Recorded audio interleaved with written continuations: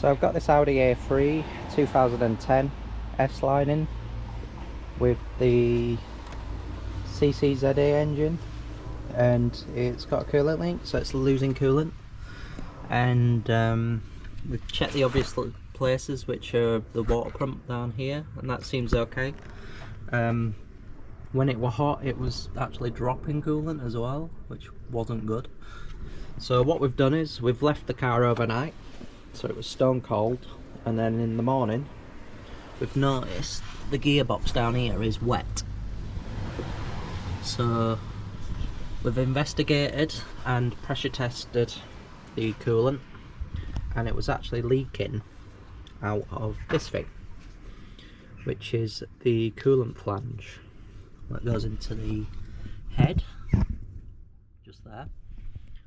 And yeah, so it was leaking, so we've took it off and we've discovered that it's actually broken, as you can see. So that O-ring's supposed to be on there like that, even that's stretched, and then that's supposed to be glued to that, and it's like snapped, which that's how it came off. I haven't snapped this off. So that'd explain why we're losing coolant. The engine was running at 90 degrees, which is fine. So we're going to put a new coolant flange on it, and hopefully it should be alright. As you can see from this video, it's actually leaking pretty bad, to be honest. Drop every couple of seconds, which means you're going to lose your coolant fast.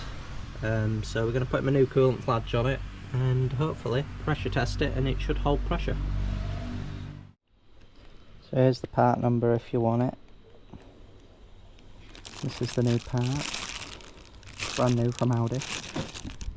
So I've just put some lithium grease around the O-ring, just so it slides in easier when we pop it back in there. And I've cleaned around it, so it should be nice and clean. And we'll get this in and bolted up. That's the new part bolted in.